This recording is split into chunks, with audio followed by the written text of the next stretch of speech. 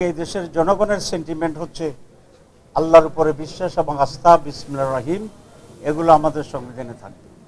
সে আলোকেই আজকে আমরা আমাদের মতটা দিয়েছি এবং আমরা মনে করেছি এটি সংযোজন করা অপরিহার্য। চূড়ান্ত সিদ্ধান্ত না হলেও হাউজের মত এর পক্ষে আছে। চূড়ান্তভাবে আরেকটি ড্রাফট তারা করবেন কমিশন, এবং তখনই এটির উপরে পূর্ণাঙ্গ আলোচনা হবে। আবার আমরা পরবর্তী যে এজেন্ডা, সে এজেন্ডা ছিল আমাদের এনসিসির যে বিষয়, সেটি প্রাথমিক যে প্রস্তাব করেছিল নির্বাচন কমিশন, যে এটার নাম এনসিসি, ন্যাশনাল কনস্টিটিউশনাল কাউন্সিল, নামের ব্যাপারে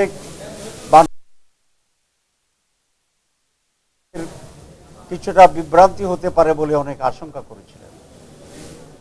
অনেকে এটা মত দিয়েছিল যে এনসিসি শুনতে একটি সুপ্রা কনস্টিটিউশনাল বডির মতো মনে হয়, সুতরাং নামটা একটু পরিবর্তন হওয়া দরকার।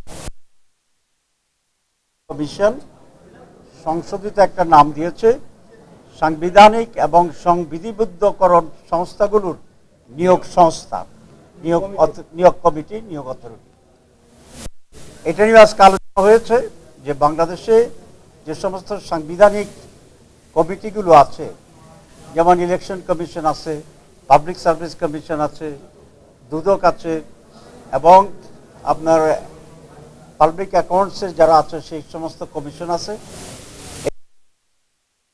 সিনক্রোনাইজ বডি থাকবে। কেউ কেউ বলেছেন এটা প্রধানমন্ত্রীর ক্ষমতা খর্ব করা হবে।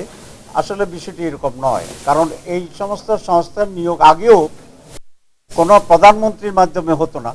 এটার জন্য একটা সার্চ কমিটি হতো। আগে ভিন্ন ভিন্ন সার্চ কমিটি ছিল এক একটির জন্য। বর্তমান প্রস্তাবে অনেক সার্চ কমিটি না করে একটা সেন্ট্রাল বডির প্রস্তাবনা করা হয়েছে, যেগুলো এসব নিয়োগগুলোকে দেখবেন এবং ফাইনাল ছিল না। এখন এটার মাধ্যমে প্রধানমন্ত্রীর ক্ষমতার খাটো করার কোনো,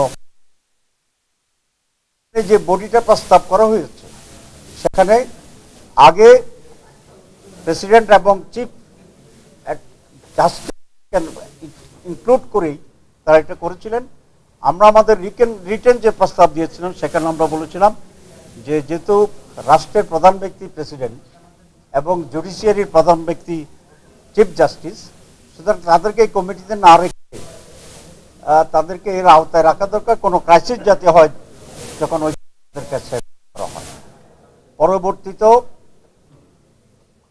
আমাদের ঐকমত্য কমিশন সেটাকে চেঞ্জ করে দিয়েছে, নাম চেঞ্জ করছে, এবং সেটাও চেঞ্জ করে বর্তমান ফরমেশন হচ্ছে প্রধানমন্ত্রী, বিরোধী দলীয় নেতা বা নেত্রী যিনি থাকবেন, বিরোধী দলের বাইরে যে সমস্ত দল থাকবে পার্লামেন্টে তাদের সকলের কাছ থেকে একজন স্পিকার, ডেপুটি স্পিকার এবং প্রধান বিচারপতির প্রতিনিধি হিসাবে একজন সুপ্রিম কোর্টের বিচারপতি, আর প্রেসিডেন্টের বা রাষ্ট্রপতির পক্ষ থেকে একজন প্রতিনিধি, এবং এই কমিটির সভাপতিত্ব করবেন লোয়ার হাউস যদি হয়, অথবা বর্তমান যে হাউস আছে সংসদ,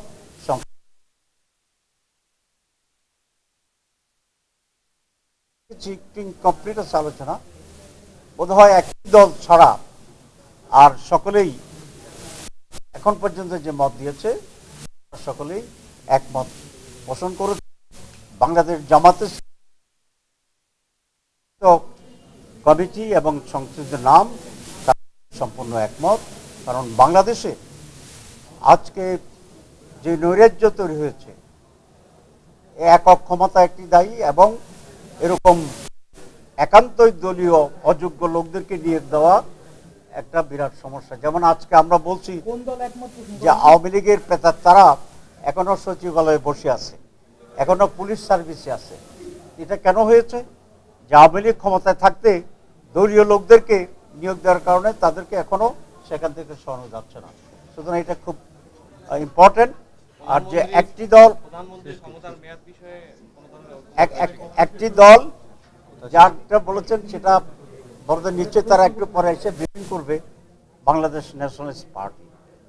আর প্রধানমন্ত্রীর সময়ের ব্যাপারে তো আমরা এর আগের দিনেই কনক্লুশন করেছি যে 3টি দল ছাড়া সকলেই 10 বছরের পরে 10 বছরের ব্যাপারে সকলেই একমত হয়েছে।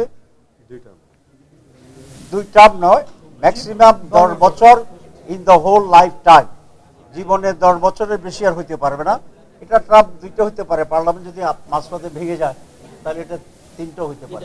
একটা প্রশ্ন করি, এনসিসির ব্যাপারে আমরা বিগত সময়ে বিগত আমলগুলোতে গৃহপালিত বিরোধী দল দেখছি, দামি বিরোধী দল দেখছি। সেরকম যদি কিছু ভবিষ্যতে হয় তাহলে এনসিসি ভালো হবে কি ভালো হবে না, বা এই যে নিয়ে কম।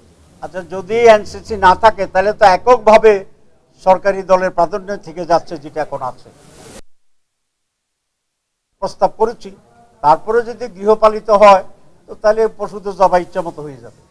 সুতরাং সেখানে তো আমরা সেই জন্য আমরা আশা করি আর আসবে না, এবং সেই জন্য তো এত সব পরিবর্তন, এত সব আলোচনা যে ব্যালেন্স করা এবং স্ট্রাকচারালি আমরা একটা safe government, governance, politics and এই ব্যালেন্স অফ পাওয়ারের ফিউচার বাংলাদেশ করার জন্যই এখানে করছি। আমরা আশাবাদী যে বাংলাদেশের রাজনীতিতে এবং দেশ শাসনে গুণগত পরিবর্তন আসবে ইনশাআল্লাহ। Thank you very much.